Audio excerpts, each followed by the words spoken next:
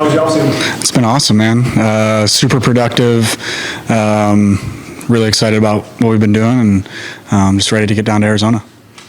Have you talked with Craig about maybe what a plan for you will look like now that the first and second and DH roles kind of being shopped around a little bit? I'm sure we'll have more conversations once we get to Arizona, but been training and planning to play second. So as of right now, that's it. Is that where you'd like to be? As you guys know, wherever. Obviously, it's kind of been like that since I've been here, and I think that's the uniqueness of my role. I kind of can move around wherever and whenever it's needed, but I enjoy it, yeah. Having a skipper you played with very recently, what's that like? Yeah, I mean, what an amazing guy. You guys know, you covered him, and now you're covering him as a manager, but when I played with him, a mentor and an incredible human to be around, I couldn't be more excited to play for him.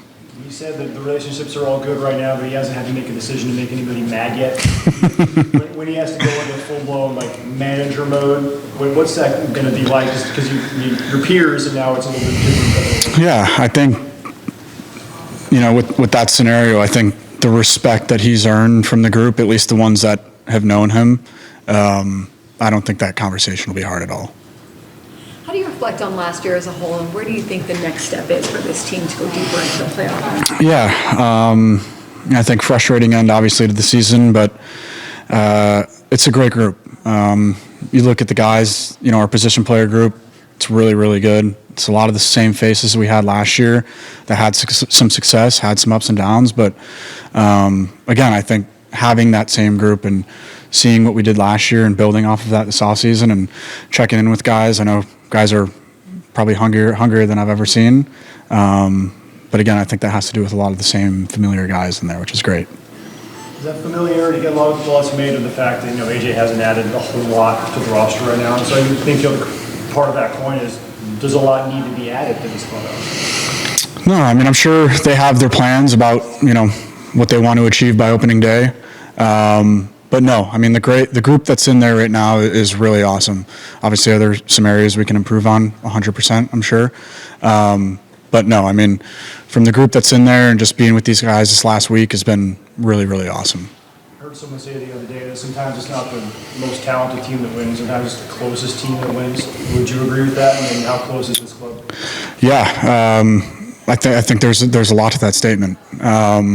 I mean, the club is super close, man. I mean, look at the amount of guys that showed up here, 3-4 days before Fan Fest to work out with each other and come across the country, and guys coming from places that it snowed a lot, and to be with this group and the conversations we've had this offseason, and the first group that's been pretty much almost the same since the previous year in a while is pretty awesome to have. You mentioned working out with the guys this week, and obviously Joe has his camp 40 facilities, but on the last few years, speaking of Joe, how important is it to get him back? Yeah, super important. Obviously, you guys know what he means to this team and what he means to us in that clubhouse. No, he's obviously an integral piece to that rotation. And for him to be back, and I know his rehab's gone amazing, I think more than anything, he's just super excited to be back competing with us. You've been around for a while now. You kind of understand yourself as a ball player. When you look at yourself, be honest with your assessment of yourself. What kind of ball player is Jake Cronenworth? Yeah, it's funny. I had somebody ask me that similar question back in January, or sorry, not January, back in December. It's January now.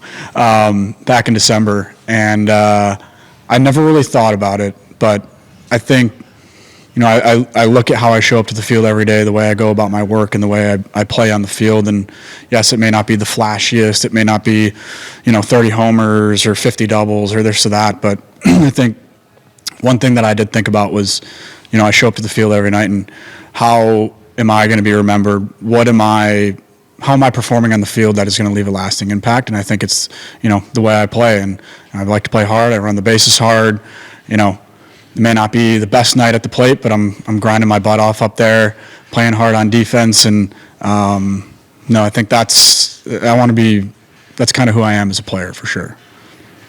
How much pride do you take now in your ability to get on base? I mean, and giving an opportunity to move you guys along every night. Yeah, that was something I was super proud of last year. I felt like, from the start to the end of the season, obviously, with the broken rib, I missed a month, but the consistency of my at-bats and what I was providing, and again, like I was just saying, just battling my butt off and just trying to get on base, I think I was really proud of that.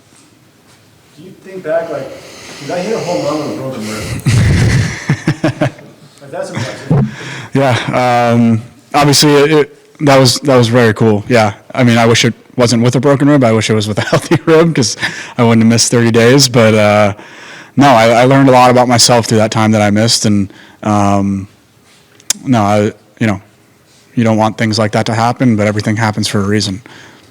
You got a guy out there in the ninth inning now, it feels pretty hard. You got a unique perspective sitting behind Mason. Yeah. What's it like to sit there and kind of watch what he's doing? You're right behind him.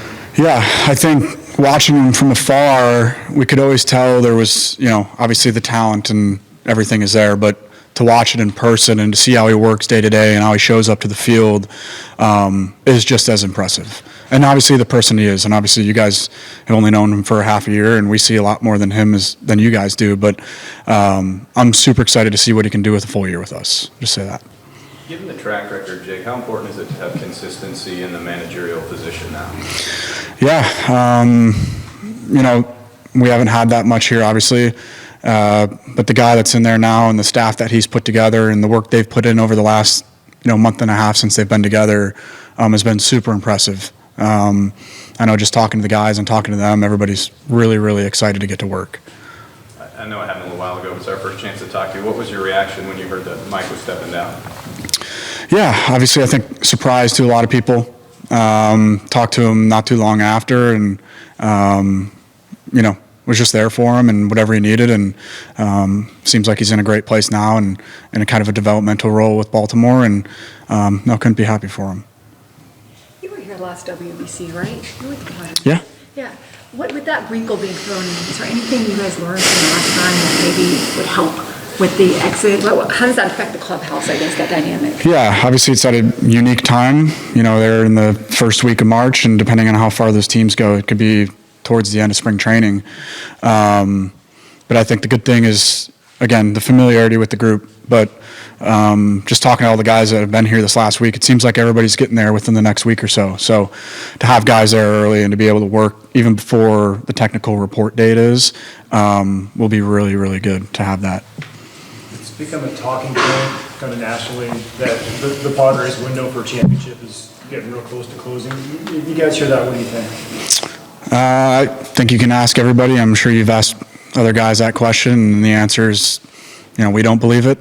The group is really talented, super close. We obviously have a great fan base, great stadium.